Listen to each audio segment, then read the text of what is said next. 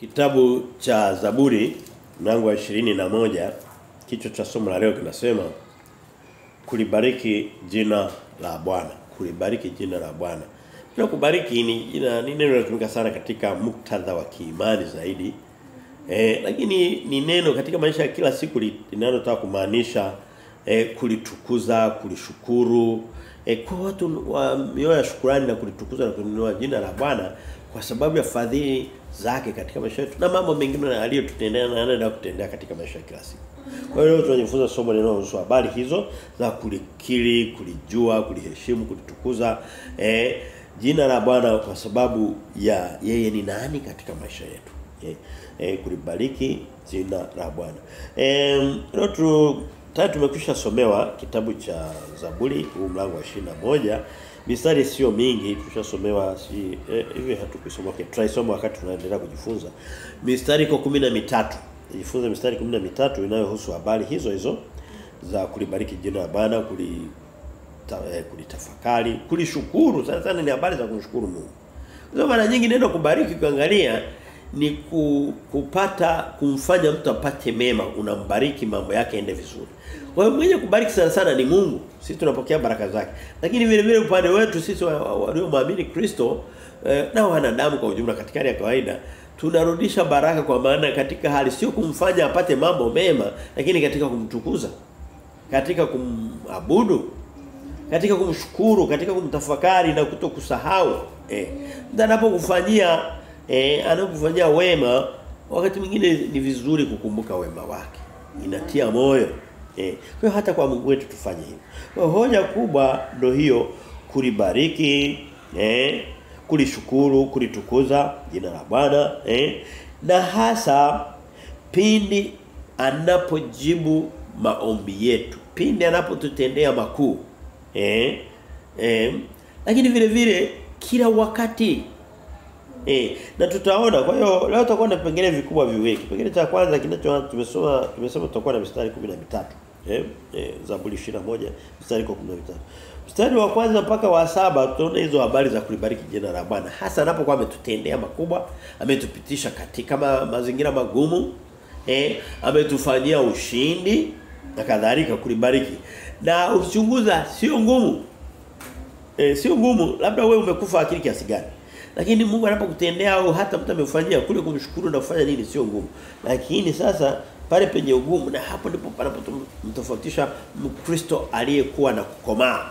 Ni pale tunapo libariki jina la Bwana wakati Bwana anapotenda haki na hukumu zake.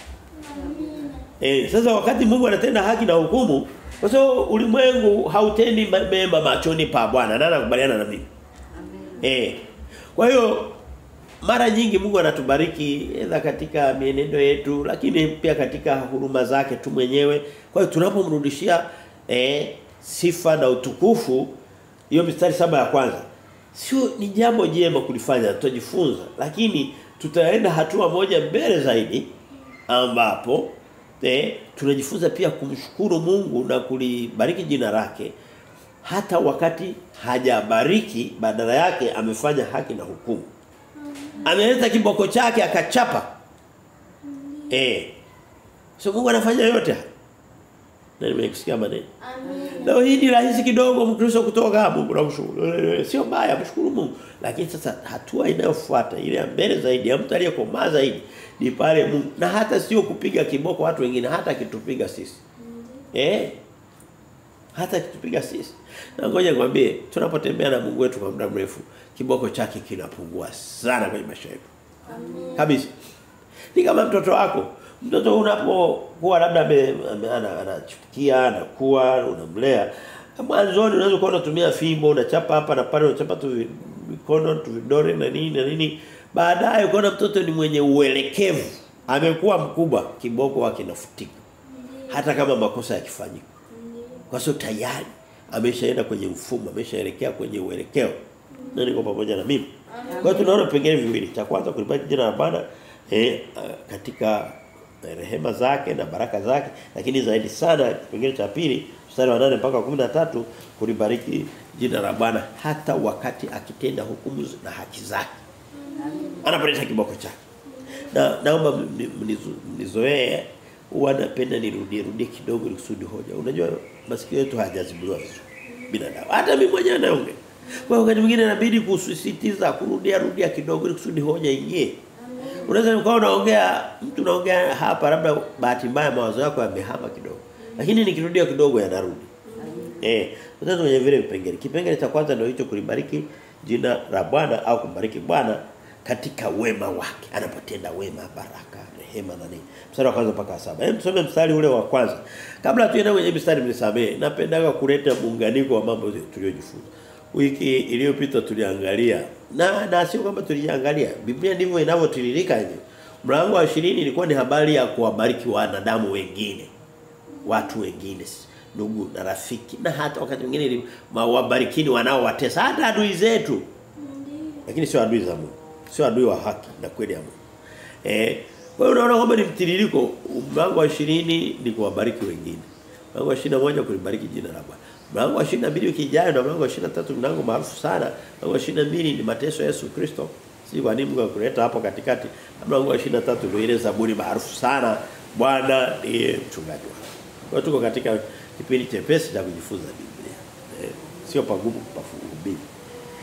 Mstari wa kwanza anasema Bwana mfalme atazifurahia nguvu zako na wokovu wako ataufanyia shangwe nyingi sana. Mungu kamfanyia mfalme na sipendi kurejelea sana. Hapa kuna mambo mengi ya kuongea kwenye huu mstari. Kwanza anaongelea mfalme. Mtu akasema sasa anayeongea si mfalme, labda mfalme Daudi, kwani watu ni wafalme? Wewe sio lazima uwe mfalme kusudi umshukuru Mungu kwa baraka zake. Lakini vile vile kwenye Agano Jipya ukisoma kwenye Petro wa kwanza mlango wa 2 mstari wa 9 anasema watu waliomwamini Bwana Yesu Kristo wanakuwa na vyeo viwili, kofia mbili. Ni makuhani wa kifalme. Na anairudia katika kitabu cha Ufunuo mlango wa 4 au mlango wa 5 sehemu fulani. Nafikiri mstari wa 9 wa 10. Anarudia maneno kwamba sisi tumekuwa makuhani wa kifalme. Kwa hiyo unapoongelea mfalme akimshukuru Mungu, kwa nini sio sisi? Tena sisi tuna vyeo vyote viwili, makuhani wa kifalme. Na hivyo vyeo vyote ni vyeo vya wapakwa mafuta wa Bwana.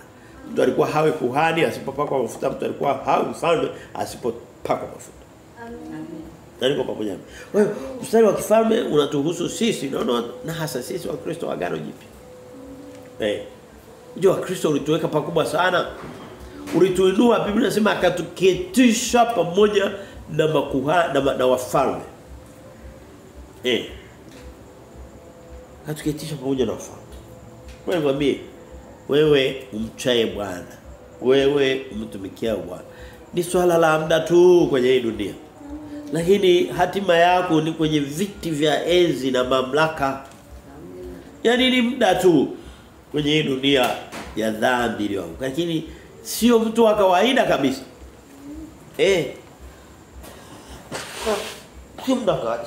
Sio mtu wa kawaida. Kwa hiyo tunaona anaongelea anasema Bwana mfalme atazifurahia nguvu zako na wokovu wako ataufanyia shangwe nyingi sana. Hapo ni Mungu akufanyia wokovu. Wokovu wa msingi ni ule tunajua kwa Bwana Yesu Kristo na kupona hukumu ya milele na kuwa kwenye nafasi ya kukaa katika uzima wa milele. Wa furaha, unasema jua halitawapiga wala hali wala mvua wala njaa wala machozi atayafuta milele. Huo ndio wokovu anaoongelea of course Biblia mara nyingi, lakini vile na wokovu pale Mungu anapotutoa katika hatari. Au pale Mungu anapotupitisha sehemu ngumu, tuwe na tabia ya kufurahia, kumtukuza, ndiko kulibariki jina la Bwana. Wewe ni watu wangapi Mkristo unayenisikiliza kutokea mbali na sisi tuko hapa? Ni watu wangapi ambao Mungu anawatendea? Sisi Mungu anatutendea. Alafu unakuta tu unaona tu ni haki yangu, yaani wala huoni kitu kipi. Huoni sababu ya kumrudishia sifa na utukufu. Nimekuwa nikifundisha masomo kama haya, nimekuwa na tabia kupenda na nafikiri Biblia inatutaka hivyo. Nimekuwa napenda kurejelea wale wakoma 10 kwenye Luka 17 mwanzoni. Walienda wakakutana na Yesu, kwanza walikuwa hawaruhusiwi hata kumkaribia. Wakasema Bwana mkubwa tunaomba kwa kweli tubariki. Akasema neneni mka jioni nyeshe kwa makuhani na mkatoe nini? Sadaka kama alivyoamuru Musa. Sehemu nyingine anasema basi nendeni mkaoge katika Yordani. Siloamu samani. Maana yake aliyetumwa. Wakati wanaenda kwa sababu walikuwa hawana hata mamlaka ya kukaribia pale kwa sababu wakoma ni watu wengine dhambi inatufanya wakoma, inatutenga na haki ya Mungu. Basi wale watu wakaenda. Walivyokuwa wanaenda wakajikuta wanaenda kutakasika. Wanapona. Wakajikuta wako vizuri kabisa. 10 katika walikuwa 10. 9 katika wale. Biblia inatumia Kiswahili cha ajabu kidogo inasema kenda. Kenda katika wale wakaunganisha huko kwenda kufanya mambo yao. Wanaona dunia ishawaacha. Ngoja tuwahi siku hiyo. Huu ni mwaka wa 10 nilikuwa sijawahi kukanyaga club, wakawahi club. Au kwenda kufanya sherehe. Msamaria mmoja akarudi kumtafuta Yesu. Labda alikuta ashaondoka. Jamani Yesu yule nini wakazi labda mpita njia akaenda akampata. Akaja akamuinamia akampigia magoti akamshukuru. Yesu akasema hivi hawakuonekana watu walio wakurudi kumpa Mungu sifa na utukufu kwa kuwatendea wema huu na wokovu huu ameokoa na ukoma. Isipokuwa huyu mgeni tu Msamaria, mtu ambaye alitegemea ndo yani katika watu ambao hawakutegemea kurudi kwa yeye. Wangetakiwa waje wana wa ufalme. Wewe tuwe kama yule Msamaria. Tusifie jina la Bwana. Tumshukuru Mungu kila wakati mwingine bila sema. Amen. Mstari wa 2 anasema umempa haja ya moyo wake wala hukumzuilia matakwa ya mdomo yake. Mungu anapotupa haja za midomo yetu. Wewe mwambie haja zilizojibiwa zinaleta furaha. Vipi kwa mfano kama hali yako mfukuni umechacha. Hali ni mbaya unatafuta hii. Yaani labda hata mtoto anakulilia huna hata hela ya kununulia daftari. Ukashtukia kwaona tu kwa namna fulani kuna kapato kameingia, haja yako imejibiwa. Si unapata furaha? Mungu anapotupa haja za mioyo yetu tunasema tunarudisha sifa zote. Tunalibariki jina lake. Amina. Tunaweza kusema unahubiri kitu ambacho inaonekana kiko obvious. Kiko wazi. Kwani Mungu anatupendea tunashukuru. Ngoja kwambie haiko obvious kiasi hiko. Haliko wazi kiasi. Na wewe kwambie watu wanaotendewa na sio kwa Mungu peke yake anapotutendea. Hata watu tu binadamu wanapotutendea mema. Katika vitu ambavyo ni vigumu ni kurudisha sifa na shukrani. Amina. Hapo ni pagumu sana. Wakati ndipo palikuwa pepesi sana. Ndio pamoja na mstari wa Mungu anapotupa haja za mioyo yetu. Haja hata kama hatakuwa tumeziomba lakini ukaona Mungu tu amekufanyia wepesi, rudisha sifa tu. Anyway, kimsingi Mungu anataka tuamkapo asubuhi, tuamkapo jioni, wakati mwingine hata mchana. Sema nyingine anasema katika Zaburi ya 119. Lakini mstari wa 170 na kitu. Anasema asubuhi, mchana na jioni. Sema nyingine anasema mara 7 kila siku ninakusifu wewe.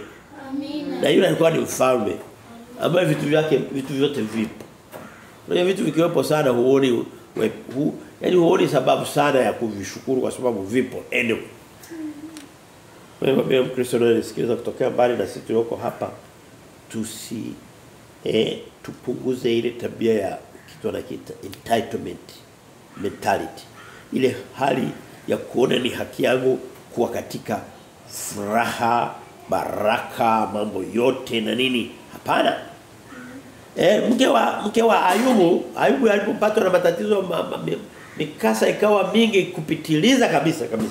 Mungu alimwambia hebu nitukane jina la huyu Mungu. Kwanza anaanza kusema hivi wewe Ayubu na wewe una ukamilifu wako. Sasa kwanza umefikiri huu ukamilifu wako unaosema kila siku.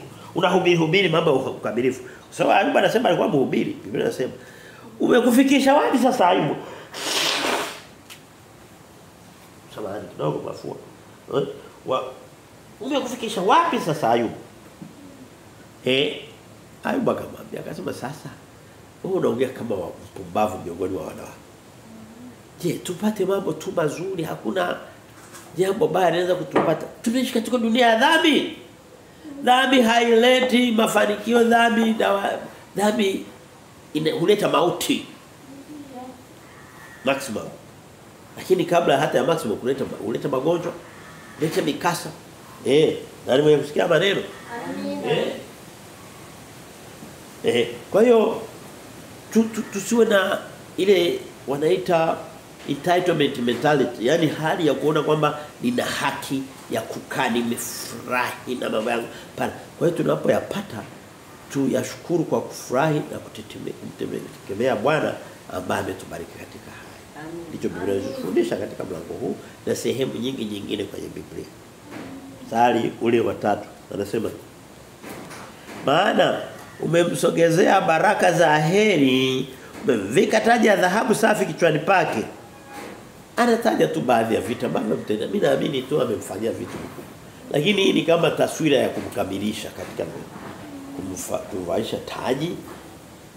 Ni taswira ya ushindi, ni taswira ya heshima, ni taswira ya ya kufurahi. Kwa hiyo Mungu anapotutendea hayo, na kama nilivyotahadharisha kabla, ni kwamba tunaangalia sehemu ya kwanza hii mstari 7, pale Mungu mambo mazuri yanapokuwa yanakuja upande wetu, tushukuru Mungu. Ambayo nimekuambia kwamba watu hata ikiwa mazuri hatukumbuki kumshukuru Mungu. Je, kama hatukumbuki kumshukuru katika mema, tutamshukuru katika mabaya? Hapana. Sio rahisi. Lakini wewe unasoma hili neno, unajifunza hili neno, uvuvio wa Mungu utakutia nguvu, hutashindwa. Amen. Kabisa. Mstari wa 4 anasema alikuomba uhai ukampa, muda mrefu wa siku nyingi, milele na milele. Amen. Okay. Mungu anapotupa uhai, na definitely tunapokuwa duniani tuko hai kwa angalau katika mwili huu. Anasema alikuomba uhai ukampa. Tunapoamka asubuhi katika usiku ambao tungeweza kuvamiwa na majambazi, tungeweza kufanywa yote. Unapenda kulala au umetoka mbali, umepita katikati ya mambo magumu na nini, huo ndio uhai. Mungu anatupa uhai. Biblia inasema tumshukuru katika hayo. Uhitaji kwamba umshukuru pale amekutendea. Kuna watu ambao ni kama kaunafi. Akipata labda jambo fulani anaenda kutafuta 5,000, 10,000, anaenda mbele kutangaza kutoa shukrani. Fanya sio mbaya, lakini wewe waambie shukrani zinazompendeza Mungu sio za kwenda kutangaza mbele. Ndio. Wala sio za matukio maalum. Shukuru. Okay, yafanye yote hayo, Mungu akubariki, haina ubaya. Na Mungu akubariki kusudi ufanye. Lakini mshukuru Mungu katika kila hatua. Fanya kama Daudi mara 7 kila siku unamshukuru Mungu. Amen. Sio mara moja kila mwaka. Au mara moja kwa miaka 5. Na ile inakuwa ni kama mila na desturi za kidini tu. Nikwambie maisha yetu ya kiroho yako zaidi ya hayo ambayo yanaonekana katika desturi za kidini. Na ndipo dini inapoleta shida. Neno dini sio baya, kwa sababu ninasema dini nzuri anahitaja, lakini zaidi sana dini inatupa vitu vya chini, lakini mambo ya kiroho ni kama yanavyosema katika kitabu cha Wakorintho wa pili tunachokisoma tunakaribia kumaliza. Mlango wa 3 unasema kuna andiko pamoja na roho. Andiko ni kama maelekezo. Roho ni vile vitu ambavyo vinatoka katika mioyo iliyoridhika na Mungu wao, uvuvio wa kiroho wa Mungu. Sio vitu ambavyo vitatokea mara moja kwa miaka 3 ndio unachukua shilingi 5,000 unaenda unafanya hivi, unamshukuru Mungu, unapiga na picha. Mstari wa 4 anasema alikuomba uhai ukampa. Na ukisoma katika kitabu cha Timotheo wa kwanza, mlango Agano Jipya, mlango wa 6, sitafungua pale mstari wa 6, ni sema maarufu kiasi fulani. Anasema tukiweza, hatuhitaji kumshukuru Mungu mambo yanapokuwa yametosha sana. Anasema tukiweza kupata vitu vikubwa viwili tu. Sehemu chakula na mavazi. Hivyo vinatosha kumshukuru Mungu katika. ukaweza kupumua, ukala, ukavaa, ukafanya vitu vyako vivi. Tumshukuru Mungu. Wewe mwambie mtu asiyeshukuru katika madogo usitegemee kwamba atashukuru siku amekuwa makubwa. Nani yuko tayari kumshukuru Mungu katika mahali zote? Amina. Mstari ule wa 5 anaendelea anasema hivi, mstari wa 5 anasema. Mstari wa 5 anasema utukufu wake ni mkuu kwa wokovu wako, heshima na adhama wawekwa juu yake. Ni kama anaongea na nafsi yake. Utukufu wake ni mkuu. Yaani utukufu wa Mungu ni zile nguvu za Mungu. Ni ule ukuu wake, ni kile kicho chake, ni ile hali ya uwepo wa Mungu katika maisha yetu. Amina. Manake ni hakimu, ni mtetezi mwenye nguvu ambaye unajua hata adui akiinuka juu kiasi gani hawezi kashinda utukufu wa Mungu wangu na Mungu wako. Amina. Kwa hiyo tunaona uzito huo. Na ule mstari ni utafakari kidogo, anasema utukufu wake ni mkuu kwa wokovu wako, heshima na adhama waweka juu yake. Mungu anapotuwekea heshima, anapotuwekea adhama, of course heshima na adhama ni mali yake, lakini akivileta katika maisha yetu. Labda ulikuwa katika hali ya aibu na nini, Mungu akakuondolea aibu yako, akaniondolea aibu yangu. Unajua kuna maisha fulani yanatia aibu. No, tunajisikia tu kutamani ukutane na watu wanaokujua. Kutamani kukutana na watu wa zamani ambao unahisi watakuwa wamekuacha mbali. Usile vidole wewe. Tufungue kidogo, nilikuwa napenda kidogo tena kwenye uhalisia wa mifano ya kwenye Biblia. Mfano ukisoma katika kuna mwanamke mmoja alikuwa anahangaika sana na maisha yake, alikuwa na mke wa Ibrahim alikuwa anaitwa Sara. Sara anasema katika kitabu cha Mungu alishatoa ahadi zamani. Sema ile ahadi iliwapa shida, ilichelewa sana. Yeye anasema Sara wewe utazaa. Sara anaenda naona anagonga 70. Sema nini? Yaani kama ahadi za Mungu kama vile labda anaanza kudhani labda za mbinguni uko mpaka baadaye shakufa. Lakini kumbe zinaenda kutimia akiwa bado duniani. Anafikia miaka 90. Bado hazijajibiwa. Hata zilipojibiwa, hebu tuone. Mstari wa 6 anasema Mwanzo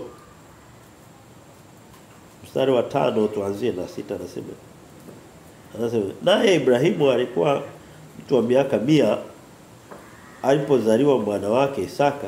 Sara akasema, Mungu umenifanyia kicheko, kila asikiaye atacheka pamoja nami. Mstari wa 7 akasema, ni nani angemwambia Ibrahimu Sara atanyonyesha mwana, maana nimemzalia mwana katika uzee wake. Wewe hata kama ahadi za Bwana zitachelewa kiasi gani, zitakapokuja tumshukuru Mungu.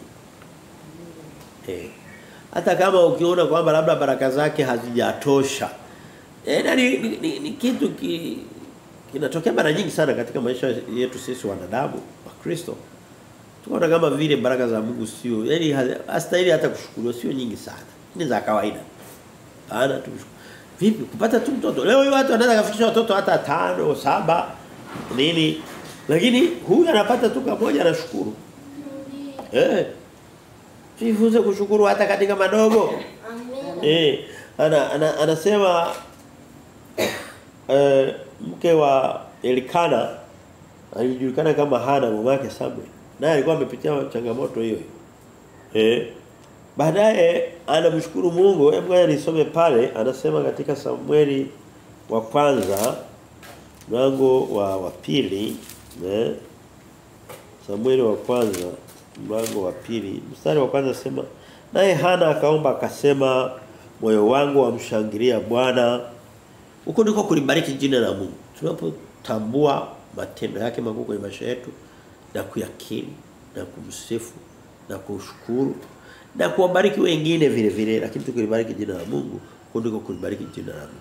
Anasema, pembe yangu imetukuka katika Bwana, kinywa changu kimepanuka juu ya adui zangu, kwa kuwa na ufurahia wokovu wako, hakuna aliye mtakatifu kama Bwana, kwa maana hakuna yeyote ila wewe, wala hakuna mwamba kama Mungu Bwana wetu. Amen. Hali kama hiyo inamfanya Mungu, inamotivate Mungu wetu aweze kututendea makuu zaidi ya aliyotutendea kwanza. Turudi pale kwenye Zaburi mlango wa 21 mstari wa 6 anasema hivi.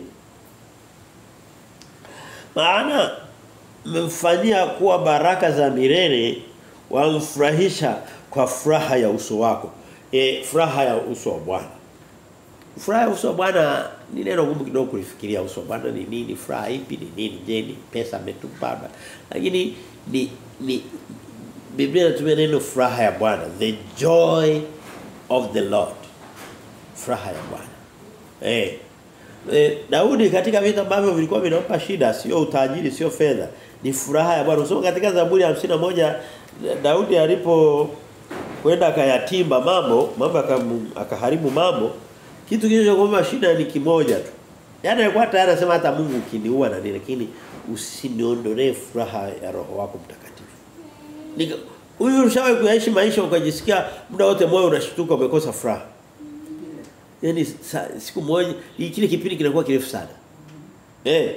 Anasema katika Zaburi ya 51 Zaburi ya 51 anasema mstari wa 12. Anasema unirudishie furaha ya wokovu wako, unitegemeze kwa roho ya wepesi.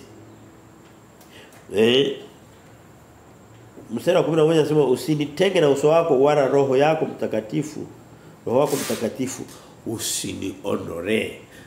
Alichokuwa anataka kusema kwamba nguvu za Mungu juu yake zinazompa furaha, zinazompa ulinzi, Mungu usiniondolee, usiende mbali na wewe. Kwambie dhambi na kupuuzia mambo ya Mungu kunafanya Mungu aende mbali na sisi. Biblia inasema katika kitabu cha Yakobo mlango wa 4 mstari wa 4 anasema na mpaka mstari wa 8 pa Yakobo 4 na kuendelea anasema mkaribieni Bwana naye atawakaribia. Tumkaribia Bwana nani? Na mambo ambayo mienendo ambayo inampendeza Mungu. Watu wengine wanataka kumkaribia Bwana kwa maneno Bwana pale ni takataka. Tunamkaribia Bwana tunaposhika vile vita vyotuelekeza. Tunamkaribia Bwana tunapobeba misalaba. Anasema mtu ambaye anataka kutembea pamoja na mimi kila siku abebe na yeye msalaba wake, atembee na mimi kila siku anifuate. Sasa mtu anataka kugusa msalaba wa Bwana alafu anataka kuwa karibu na Bwana. Bwana anasema hatutatembea pamoja na msalaba wangu. Na hakuwa anamaanisha kipindi kinachokuwa kwenye msalaba peke yake, hapana. Ni kitu ambacho ni endelevu hata leo na hata milele. Amina. Maana bado tuko katika dunia hii iliyoanguka. Nani mmesikia maneno? Amina. Nehemia anasema katika kitabu cha Nehemia, hivi ni vitabu ambavyo visomaji na Wakristo. Nehemia 8:10 anaongelea habari za furaha ya Bwana. Wakati wa Nehemia walikuwa ndo taifa lishapigwa lile la Yuda, wamekaa utumwani miaka mingi, wamegawanyika wamepasuka, yani kama wako utumwa, yani ni zaidi ya wakati wa ukoloni. So wengi walishaondolewa kwenye peleka utumwani huko, hawana neno, ni watumwa tu nchi ya ugenini. Bora tu wakati wa utumwa watu walikuwa watumwa kwenye nchi zao. Mjiulize wale watumwa waliopelekwa huko Marekani, anakuwa mbwa wa mzungu alikuwa na thamani kuliko maisha ya mtu. Walikuwa wanawavalisha, wanawavua nguo zote, wanabebesha mizigo, wanatembea kutoka mkoa mpaka mkoa. Hamjawahi kuona zile picha? Sasa wakati Nehemia walipokuwa, of course Nehemia hakuwa katika hali hiyo, alikuwa ni kizazi cha pili au cha tatu nadhani. Kwa hiyo yeye alikulia utumani, lakini alikuwa ashakuwa kama mwenyeji, alikuwa anafanya kazi ya kumlisha na kumnywesha mfalme huko na nini. Lakini walipokuwa wanarejea Yerusalemu kuja kujenga upya, kujenga mahame yale na nini na kutengeneza hema lililoanguka na Yerusalemu, walikuwa yani yeye alikuwa anaongelea habari za furaha za Bwana. The joy of the Lord. Katika mapigo, katika njaa, katika hofu, majirani wanaozunguka akina Tobiti na watu wengine na akina Sanbalati wanataka kuwamaliza na nini, lakini wanasema tunajenga kwa mkono mmoja, tunashika silaha kwa mkono mwingine, wakati huo tuna furaha ya Bwana katikati yetu. Leo hii tunaweza kumkuta ana simu mbili, anakula milo miwili mitatu, ana kitu ana kila kitu nini, lakini furaha imeisha. Eti anataka aende kwa psychologist kutafuta furaha.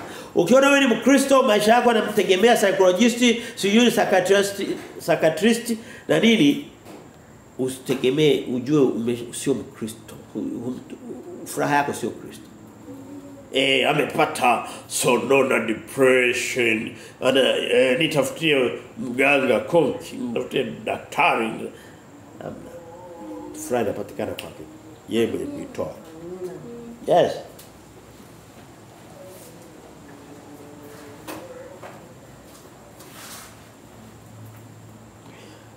Mstari ule wa 7 anasema hivi. Zaburi ile ya 21 tunakosoma saa hizi. Mstari wa 7 anasema, kwa kuwa mfalme humtumaini Bwana na kwa fadhili zake aliye juu hata ondoshwa. Mwambie ukikaa hivi na mimi nikakaa mwanadamu yote, kesho yako haina garanti. Uko hapa, hata mtu uko pale watu wenye vyeo vyao wanakuepo hawakai kwenye vyeo hivi, wanakuwa na nguvu zao za kizazi wanazijua. Lakini tuchukue tu Kristo wa kawaida, yupo kutoka pale, anaweza kala, watoto wanaenda shule, maisha yake yanaenda vizuri, labda na vijumba vyake kimoja viwili, kwa maisha yanaenda vizuri, lakini hakuna garantia kutokuondoshwa. Unaweza kukuta kufikia mwakani familia yote imepanda gari, imepata ajali, wamefutika, hawapo tena. Lakini anasema kwenye ile mstari wa 7 anasema anasema mstari wa 7 anasema, kwa kuwa mfalme humtumaini Bwana, unaona kumtumainia Bwana ndio garanti. Mstari anasema, na kwa fadhili zake aliye juu hata ondoshwa. Unamtumainia Bwana, Bwana anakurudishia fadhili, unachopata ni kutokuondoshwa, kutokutikisika, kuthibitika kwa imara, kuwa na kesho yenye garanti, yenye uhakika.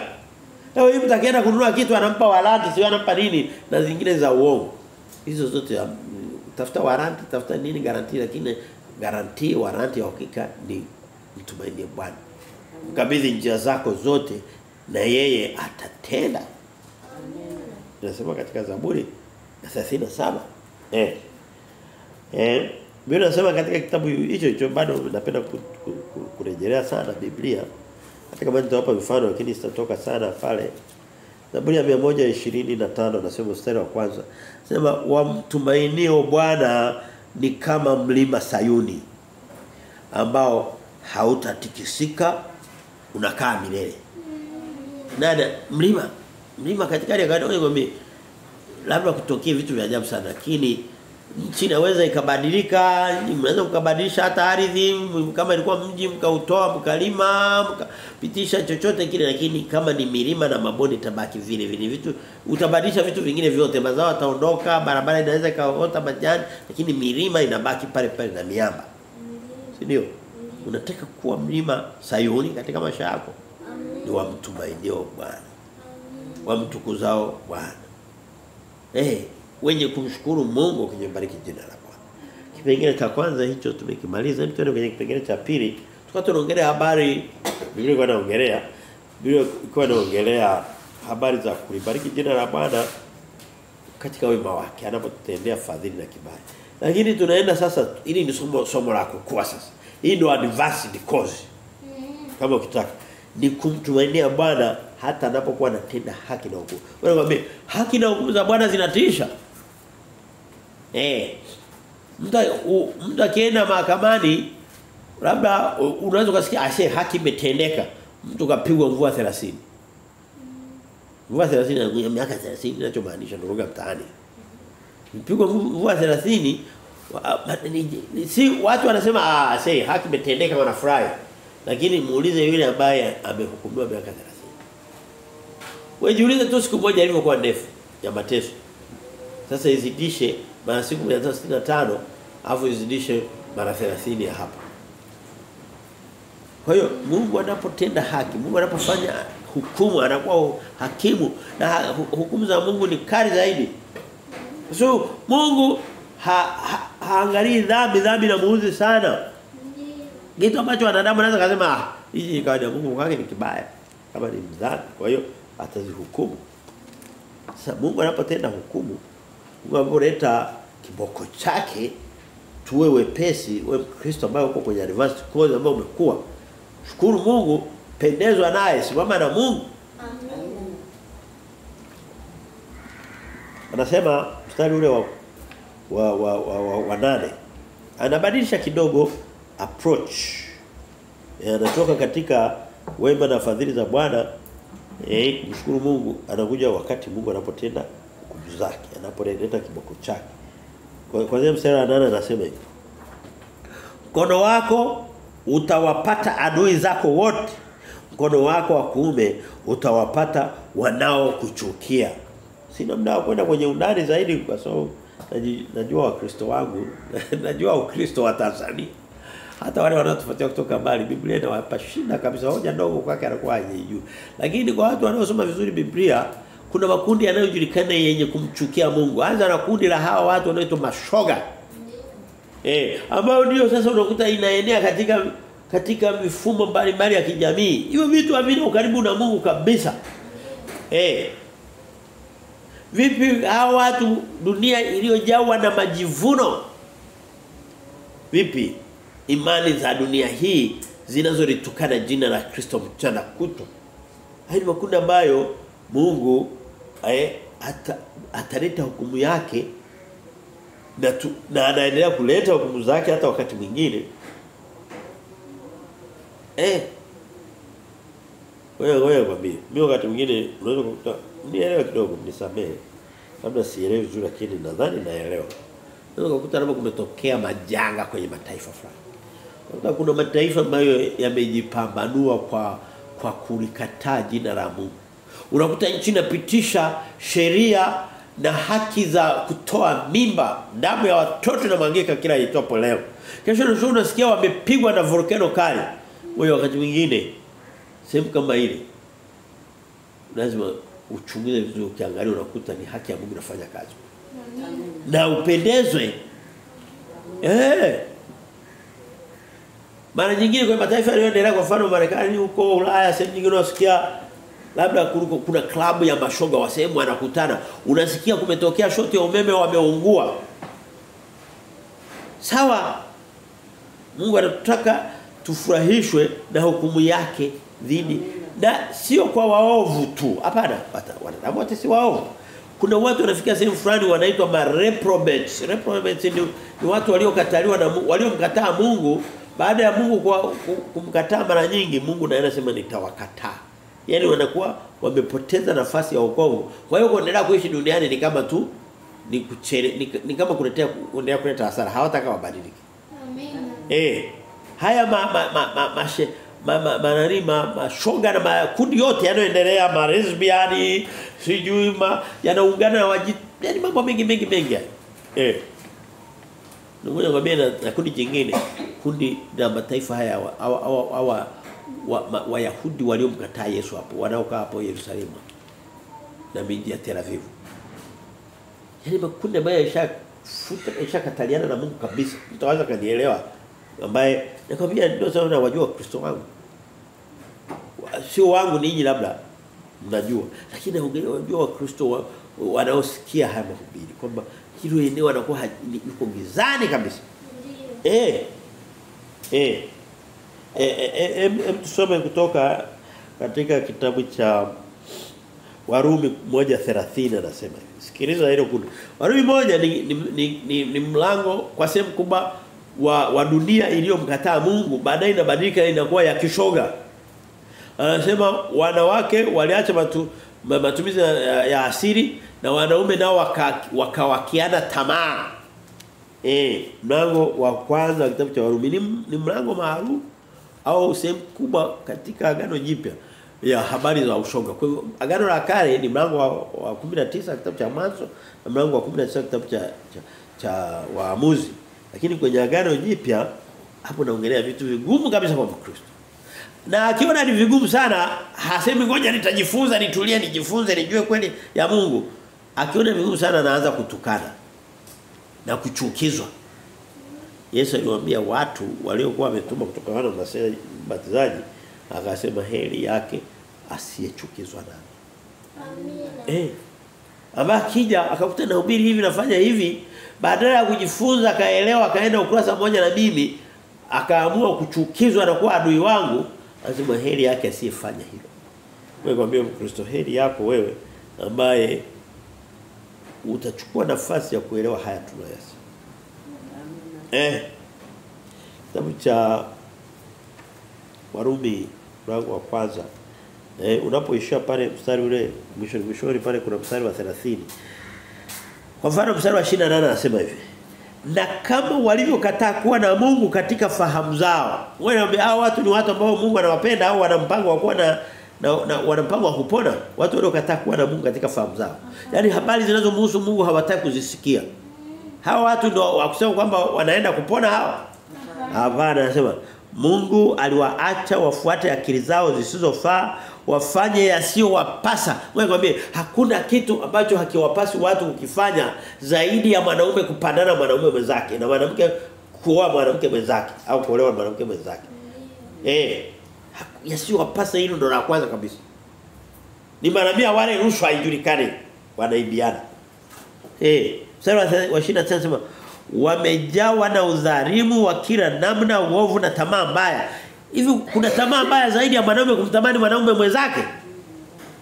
Tamaa mbaya. Usifikiri lugha tu ya hivi. Anakuwa na kitu anakumaanisha hapo. Tamaa mbaya. Wamejawa na husuda na uwaji na fitina na hadaa. Watu wa nia mbaya, wenye kusengenya, wenye kusingizia. Yaani anaanza kuongelea vitu ambavyo vinafanyika na watu waovu wa kawaida, lakini unaona kwamba orodha ya hawa watu ni ndefu zaidi. Wenye mstari wa 30, wenye kusingizia, wenye kumchukia Mungu.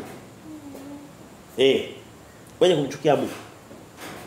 Hebu turudi pale kwenye mwanzo, Zaburi 21:8. Mkono wako utawapata adui zako wote. Hao ni tofauti na watu waliosema wenye kumchukia Mungu. Au nimekuchanganya sana? Unaelewa? Zaburi ya 139, makundi ya wanadamu. Wewe Mkristo ndio unasikiliza, wanadamu wote unasikiliza. Kama ufanye bidii kutengeneza na Mungu wako, muda unavyoendelea kupita, huwezi kujua ni umevuka hatua kiasi gani, umeenda kwenye hatua ya kumchukia Mungu. Kabisa. Zaburi ya 139 mstari wa 21 anasema hivi: Je, Bwana, nisiwachukie wanaokuchukia, nisikirihike nao wakuasio? Na wachukia kwa ukoma wa chuki, wamekuwa adui kwangu. Hivyo kuna baya kwa Mungu, wala sio kufanya wa namna hiyo, kufanya urafiki nao. Huwezi kufanya urafiki na ulimwengu wa kishoga. Ndio. Huwezi kufanya urafiki na ulimwengu wa watu wa mimba wenye wewe hata kiua mtu mwingine labda kwa hasira na nini, kuna nafasi ya hata kusamehe.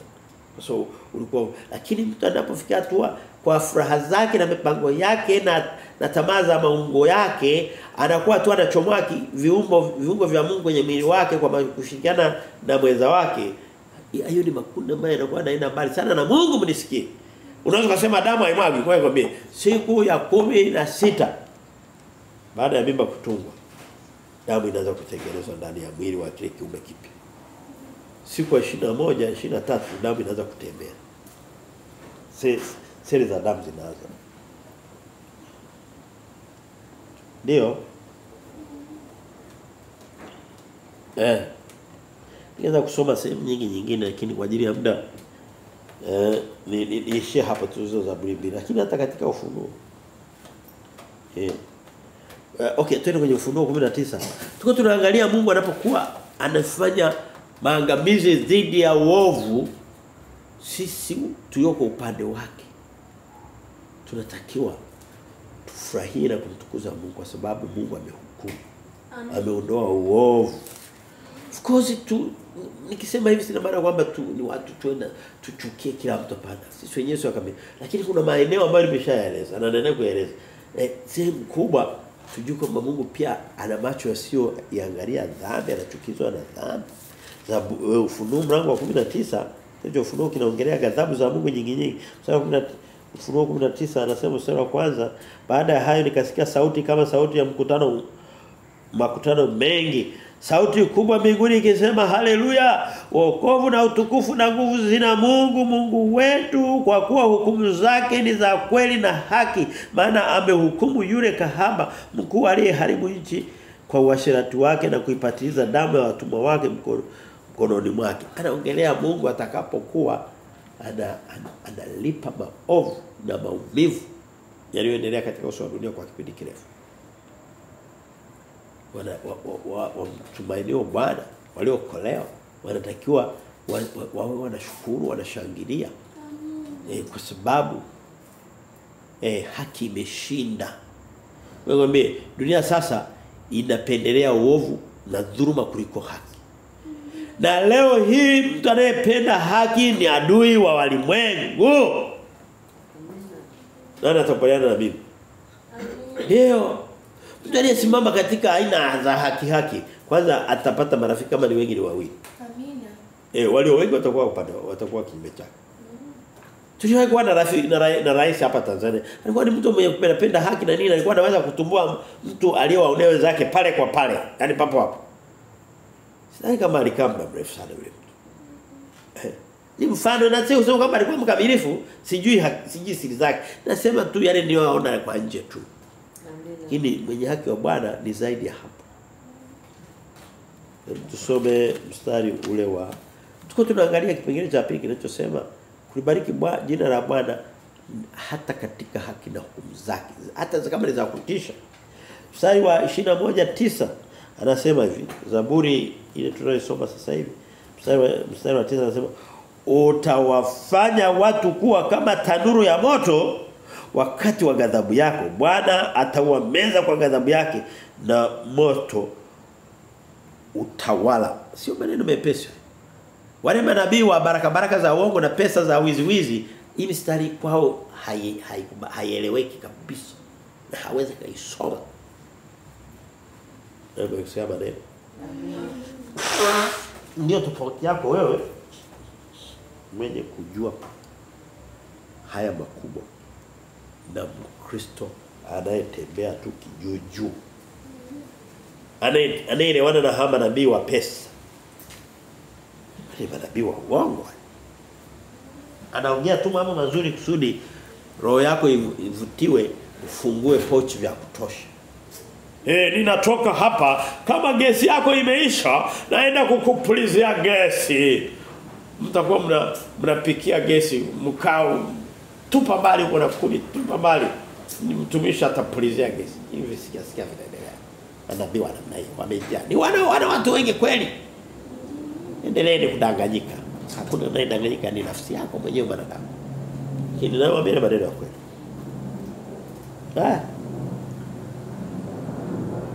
Ndio. Zaburi ya 21 twende mstari ule wa 10 anasema matunda yao utayaharibu na kuyaondoa katika nchi na wazao wao katika wanadamu. Mungu anasema kwamba atangoa mzizi wa maovu. Matunda yakizaliwa ndio atazaa mimea ya msimu unaofuata. Anasema na kungoa wazao wao vile vimelea vile vyote atavingoa. Wewe waambie Mungu atahukumu dunia hii kwa moto. Na unakuwa ni moto wa kutakasa.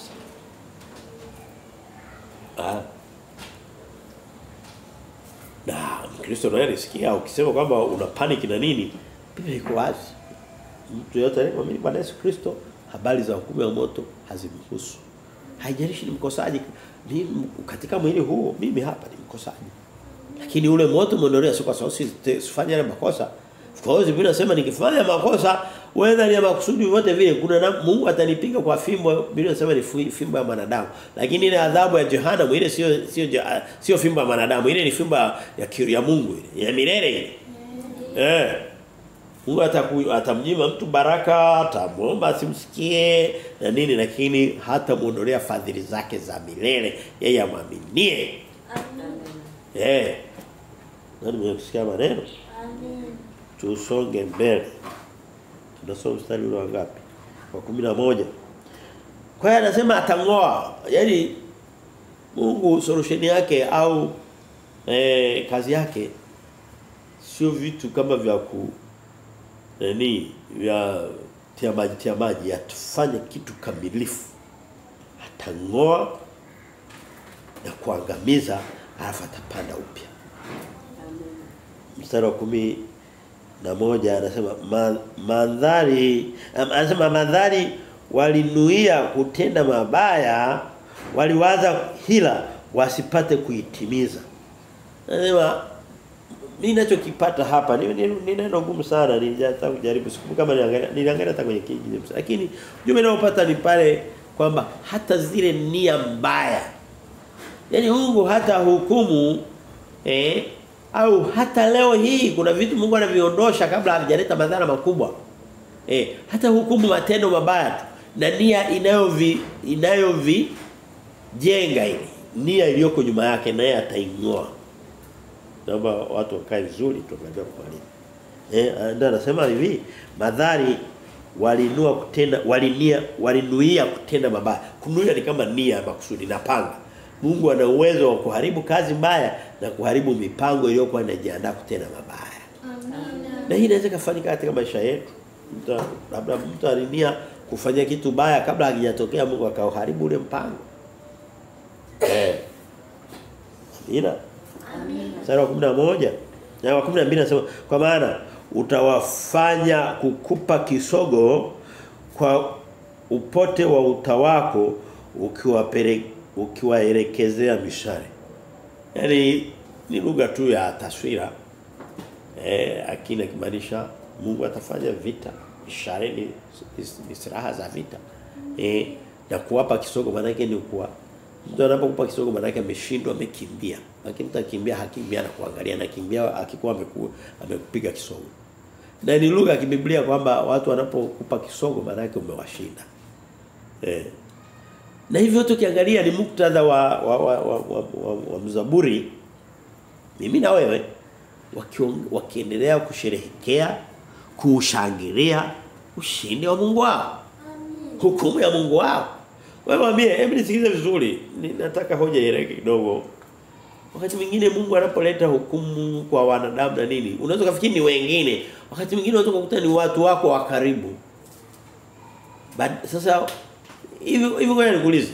Mtu uko mtaani, ukazaa kibaka kinachoumiza.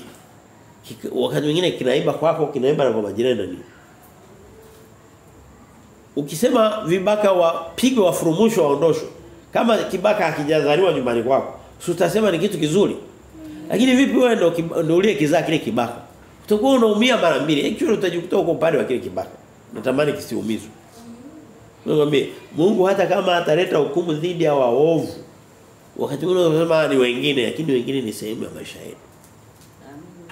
Unaweza kukutana mwanao, unaweza kukutana ni ndugu yako, unaweza kukutana mzazi wako, unaweza kama vyote vile. Kwa hiyo hata kama ni mtu wako wa karibu, lazima tusimame na haki ya Mungu kuliko kusimama na wanadamu wakosaji. Nani yuko pamoja na mimi? Mstari wa mwisho, mstari wa 13 anasema, Bwana utukuzwe kwa nguvu zako, nasi tutaimba na kuhimidi uweza wako. Unaona kwamba lugha ni ile ile. Mungu ametoka kufanya hukumu, ametoka kufanya baraka, amefanya nini, lakini hatima yake ni kuliimbia jina la Mungu, kulitukuza jina la Bwana, kulisifu jina la Mungu, na kulibariki jina la Mungu. Ambayo inatupeleka kwenye kichwa cha somo leo kinachosema kulibariki jina la Mungu, ambayo ilikuwa inafuatana na somo la nyuma mlango wa 20, kuwabariki wanadamu wengine. Na mara nyingi Mungu anataka tunachowatendea watu, tukimtendea Mungu tuwatendee na watu. Tumpenda Mungu, amri ya kwanza, amri ya pili wapende wanadamu.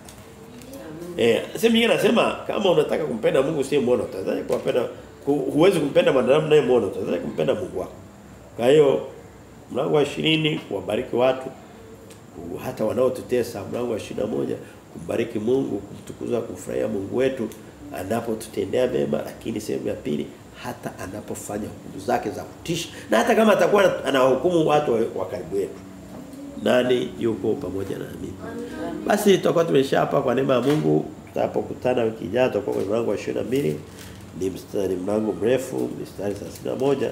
Ili sitausema chochote leo sababu wakati wake utafika wiki ijayo. Mungu awabariki sana. Akutangulie wewe ulioko hapa na wewe ulioko mbali. Alibariki jina lake katika maisha yako. Abariki kazi ya mikono yako. Akupe kumjua na yeye akakufahamu vile vile. Akakufarikishe uendapo uingiapo na kutoka. Tunakushukuru Baba katika yote haya, katika jina la Mungu Baba, Mwana na Roho Mtakatifu. Tunapenda kupokea yote. Amen.